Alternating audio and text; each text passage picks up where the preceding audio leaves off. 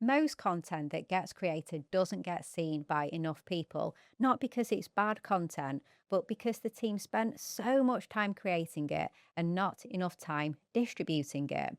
This isn't a content quality problem, it's a strategy problem. And repurposing is the answer. You can repurpose your content for different channels and in different formats and to cover different stages of the customer journey over a period of time. And that's what this episode is all about.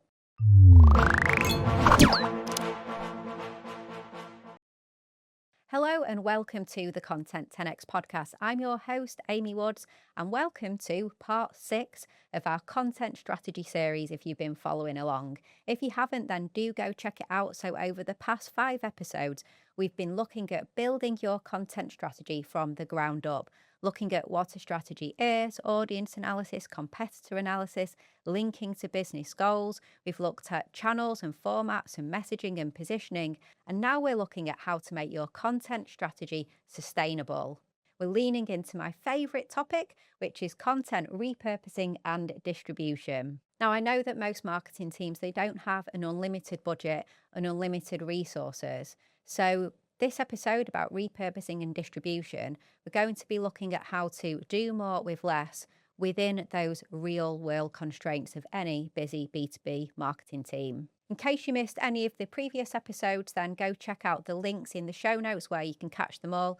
They're all on the Content 10x podcast on all the podcast apps and also on our YouTube channel on our website as well. And then the final part of the content strategy series is all about measurement and KPIs. So working out if your content strategy is actually doing its job and delivering results. So as I said, repurposing and distribution, this is one of my favourite topics to cover. At Content 10x, we have always been about repurposing and distribution. We're a B2B content agency, the first agency I believe to ever exist that focuses specifically on content repurposing, started back in 2017. And then in 2019, I published a book about content repurposing, the first book to ever been written in the content marketing world about content repurposing and distribution. Of course, we have this podcast as well, 350 plus episodes about making your content go further. Sometimes we deviate into different aspects of B2B content marketing, but always at the heart of the Content 10x podcast, we're looking at maximization of content and smart ways to do that. So as I mentioned, I'm really excited to dig into the topic of this episode. It's definitely something that I and Content 10x know an awful lot about. Now, in the last episode on the Content 10x podcast in this content strategy series, we talked about content channels and formats and making sure that you choose the right ones. So this topic links very nicely into that. Because once you know what platforms you're going to focus on and the formats that you're going to lean into, that really then does form your repurposing roadmap. Because that then means that you're not going to be repurposing randomly, but you're going to be feeding specific content into specific channels that you know works for your audience. So basically, the content strategy informs the repurposing plan, and the repurposing plan makes the channel strategy executable. Because without repurposing, showing up on multiple platforms is very challenging for B2B marketing teams, as I said, with limited time and limited resources. So repurposing helps you to do that. And then I'd also like to link to messaging as well. So positioning and messaging that we've covered in this content strategy series too, because repurposing helps you to be consistent with your messaging as well. If you are sticking to your messaging framework in core content, and then you repurpose that content, it helps you to stay consistent with that messaging. But before I jump into the main content for this episode, just to mention our B2B content operations benchmark. It's a free self-assessment. It shouldn't take any more than 4 minutes of your time. You get asked a series of quick-fire questions, and then from that, you get a personalized report. It covers content strategy, it covers your team, capability and culture, and also your tech and operations as well. A personalized report, it's not generic, and it will give you some important resources, some actionable advice and insights as well, based on where you are and where you want to be. So just head to content10x.com/benchmark and go take our B2B content operations benchmark assessment. So, the big important question: what is content repurposing? Now, content repurposing can be defined in many different ways. The way I define content repurposing, it's finding creative ways to communicate your message in different formats and in different locations so that you can reach and connect with your audience. And I think connect is a really important word there. Yes, we do want to reach our audience, but we want to connect because it's only through connection that you help your audience to think, feel, or do something differently. And then when we look at the intent of our content, if we can connect with people, then we're more likely to match that intent and then get the outcome that we would like from that content. So we want to reach, but we want to connect and resonate with our audience. And content repurposing helps us to do that. It's certainly not about copy and paste. It's not about having one size fits all across lots of different platforms. It's platform specific. And it's also not about checkbox marketing either, just having a certain type of content and then ticking some checkboxes as you repurpose it in one standard way every time. It's a lot more than that. It's a strategic approach. And when I speak to B2B marketers, I never ever get any pushback when I talk about how effective content repurposing and focusing on distribution is. I think we all know that doing more with our content and helping it go further, maximizing the ROI, is a really important thing to do. But just quite often it can get deprioritized or forgotten about, which is why I believe that we must put that at the heart of our content strategy. And building on from that, so why is content repurposing important? Well, firstly, it can help you to be focused on your content and your core topics. So, if you are focused on your topics and you know that you have a repurposing process, a repurposing engine in place, it can really help you to stay focused, knowing that that content is then going to be able to fuel other channels with platform specific content. And on that, it can help you to expand your reach, of course. So, it can help you to show up on those different platforms, getting in front of more people. It can also help your ability to connect with your audience as well. Some people connect differently with different types of content. Some of us are more readers, some of us are more watchers, some people prefer only bite sized content, some people really love to dig into long form content.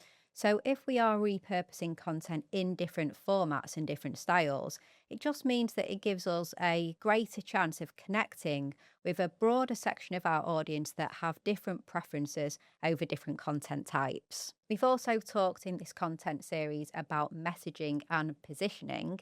It can really help you to stay on track with your core messaging and your positioning as well. If you're repurposing content that was really aligned with your core messaging, then the repurposed content will be as well, which will prevent you from having a scattergun approach to your messaging on different platforms.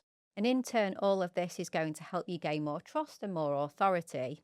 And there's also the efficiency gains as well. So if we're looking at smart ways to do more with less, then ultimately we can lean into being more effective with the time and resources that we have, and we can create more content or more quality content, more meaningful content with the same time and resources, but by directing our efforts in more smarter and more efficient ways.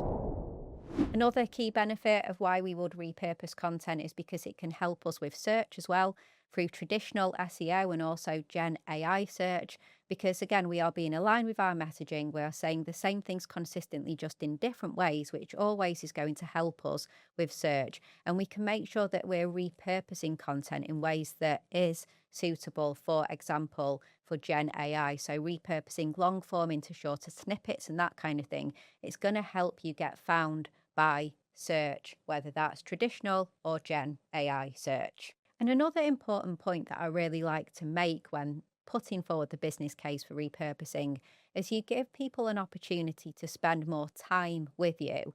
And when people spend more time with you, they become more aware of what you're all about, and ultimately they start to trust you more. In episode 210 on the Content 10x podcast, I shared an episode all about the 0 moment of truth. And this is about spending time with your audience where they will require over 7 hours of time in your company through your content across 11 different touch points and 4 different locations. So, for example, 4 different platforms, 4 different channels. And ultimately, that will build up to them feeling like they know you and trust you enough to hopefully make a positive decision when you're asking them to take action. So check that out, the zero moment of truth. But through really effective repurposing, one piece of content can be repurposed to cover those 11 different touch points, the 7 hours and the 4 different platforms. Now, I would definitely say that often in B2B, especially in complex industries, it's going to be more than 11 touch points as well. There's loads of different studies that cover this. Sometimes you'll read that it's 20 touch points or whatever it may be. We know that there are many different touch points that we need to have to gain that trust with our B2B audience. Now, what does it take to repurpose content? Yes, there are systems and there are processes and there are tools to help us with our repurposing, but I would very much argue that it is also a mindset. And often, what it takes to repurpose content is a mindset shift. Many B2B content marketing teams, they will be spending 80 to 90% of time on the creation of content, but maybe only 10 to 20% of time on the actual distribution of that content. And that actually needs to shift. It almost needs to go the other way around. We need way more time on the distribution and repurposing than the actual creation itself if we're going to embrace the doing more with less philosophy. Otherwise, what you'll find is you'll be investing all of your time and resources into the creation of the content, but then not enough people actually get to see that content. And that would be such a shame. So I would argue that that equation needs to flip. You need to be spending 60 to 70% of your time making sure that your content is going out on the right platforms in exactly the right formats and reaching your audience. You're going to find that your investment of time and resource goes further if you spend that crucial time on the distribution of the content. Now, I know this can feel counterintuitive because creating that core content, it feels so productive. But knowing that the distribution is where the value is going to come from, that's why I believe it takes a little bit of a mindset shift. And this means that when you are planning content, so when you are planning that big report or that white paper or that podcast series or the event, be it in person or virtual, but when you are planning that content, you need to plan the repurposing at the same time.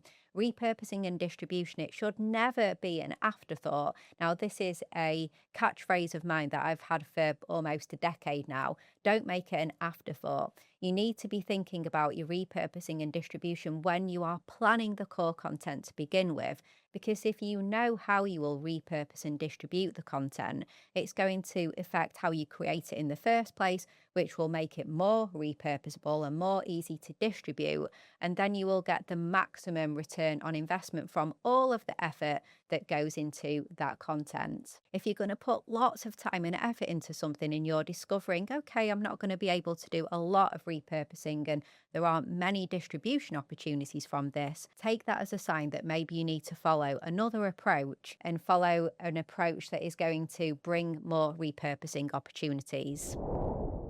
Now, this episode is part of our content strategy series, so I'm not going to go into the finer details of what constitutes a repurposing plan, but let's just look at this from a content strategy perspective. So, when you are developing your content strategy, and I've been talking about putting repurposing and distribution at the heart of your strategy. So, what could that actually look like? From a strategy development perspective, it could look like embedding some repurposing principles in the decisions that you make over content. For example, always conducting that repurposing assessment on a piece of content before you decide whether you're going to go forward with it. That could be a core part of your content strategy. And then perhaps adding on to that, you will only invest in content if it has a certain repurposing potential. You could embed into your content strategy some key principles about how you will then go and plan content with repurposing in mind and the approach that you will take to do that. And perhaps you'll develop some high-level ways in which certain content types will be repurposed. So when we embark upon webinars, this is the general approach to webinar repurposing that we will follow. When we approach a report or white paper, this is the general approach that we'll always follow to repurposing that type of content. And this is the assessment that we will make to see whether we should forge ahead with that, with repurposing in mind and maximizing the value of that content. I mentioned this already, but the question, when should you plan your repurposing? It is when you are planning the core content to begin with. So don't create anything without thinking about that repurposing. It will really help you to create content that does repurpose better. And what I mean by that is, for example, if you are creating some storytelling content, you can think about the different way that you can share the story that is going to break down into platform specific content once you repurpose it. Or perhaps you need to create your content in certain segments and make sure that you share complete thoughts in clear segments through your content so that you can then go and repurpose the bigger piece of content into those individual segments. It's a bit like planning your content into chapters, so to speak, which will make it more repurposable. And I actually think it will make it easier to consume as well. So it will make for a better piece of content as a core piece of content, as well as a better piece of content for repurposing as well. Now, what would be an example of this? What would be an example of repurposing a core B2B piece of content? Well, let's look at webinars. So, webinars are a really popular form of content in B2B marketing. What could you repurpose a webinar into? So, you could plan your webinar and you could be repurposing that into, for example, a YouTube video. You could be repurposing that into a podcast. So we've worked with clients who do regular webinars and then we will edit and produce that webinar into a podcast episode for their podcast if they have one. You may be then repurposing it into a blog post. So maybe a thought leadership blog post about the particular topic covered in the webinar. And then you'll be looking at your other channels as well. So, for example, let's say LinkedIn, where you may plan to create a certain number of image carousels and video snippets. So, you will go and create your webinar and you'll plan your webinar knowing what you are going to repurpose into and then build that into the plan. And as well as the social media repurposing, there is another opportunity that we often see, which is actually repurposing this already long form content into longer form content. So taking, for example, a year's worth of webinars and then repurposing the content within that into a report or an ebook or a longer, bigger piece of content. So think about the different formats, think about long form to short form, think about long form to other types of long form content, and also think about long form to even longer form content as well. If you want to find out more about repurposing webinars, then you must head to our blog. We have a great post called The Ultimate Guide to Planning, Promoting and Repurposing B2B Webinars. There will be a link in the show notes. And we also have our B2B Webinar Planning Playbook as well. Again, the link will be in the show notes. And that is a fantastic resource to help you get the most out of any webinar that you plan for. And also do head to our case studies page. We have a fantastic case study on webinar repurposing with our client Bamboo HR. So go check that out as well. Now, once you've repurposed your content, how do you make sure that it reaches the right audience? So how do you distribute that repurposed content? Because the two come together. It is repurposing and it is also the distribution of the content. This distribution is all about making very deliberate decisions about where you are publishing your content and when and how, so that you can get in front of your audience. And good distribution, it starts with knowing exactly where your audience are and the types of content that they expect on that platform. And we covered all of this in the last episode on channels and formats. And it's certainly not about just posting once and moving on. It's about different formats and different channels over a period of time. So when we loop back to the example of webinar repurposing, the last thing that we'd want is to just have some promotional content leading up to the webinar and LinkedIn. And then the webinar goes live and we send out the replay, maybe 1 or 2 LinkedIn posts, and that's it. We want to have content from that webinar that is going out over time. We'll have the promotional content and maybe post-promotional content about an on-demand version. But then let's take out the stories and the thoughts and the insights and have an evergreen plan as well for different formats and different channels, just sharing those evergreen insights. And that could also be content within your website and content in your email newsletter and so on. So looking at your owned and borrowed channels and having a plan for all of that. And a good thing about distribution is also looking at who can help you, not just the platforms and the formats, but who else as well. your team, your leadership. If you run, say, a webinar again and you have guests that attend that webinar, could you involve your guests in the distribution of the content? So it's not just a how, but it's also a who can help with the distribution of your content and your messaging.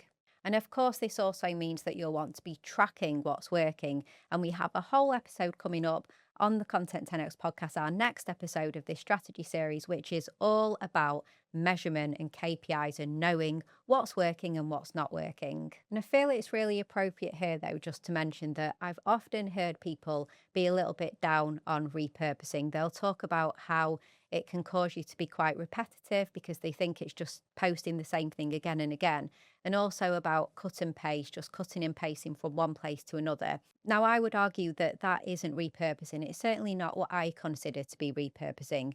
It really should be strategic. It's not checkbox marketing. It's not cut and paste. It still needs to be platform specific and aligned to your audience and the formats that work. You're simply looking at how you can communicate messages in different styles and formats to suit different audiences, and always making sure that you align with your business goals, which is part of your content strategy. I think AI has genuinely changed what's possible for repurposing, and that this is a really exciting development for content teams. So, tasks that used to take hours, like pulling out quotes from pieces of content and turning transcripts into blog posts and finding engaging video snippets, all those things that used to take hours can take minutes now with really good and effective AI tools. But it's really important that AI doesn't replace the strategic thinking that goes into content repurposing. Obviously, through this episode, I've been really emphasizing that repurposing should be a strategic process. So we don't want AI to replace the thinking that goes on. Because AI doesn't know your audience as well as you. It doesn't know what they want to see on the platforms. It doesn't know your positioning and your messaging and what's going on in your industry like you do. And we don't want to lose that if we outsource all of the repurposing, specifically the decision making, to AI. So my belief is it can accelerate the process for sure, but the strategic thinking still needs to come from the team. So the teams I see using AI really well in this area have a really clear strategy, and they're using AI tools in certain places within their approach in order to help them execute upon that strategy, and not the teams that are using AI to generate lots of random content at volume with no real strategy or direction behind it.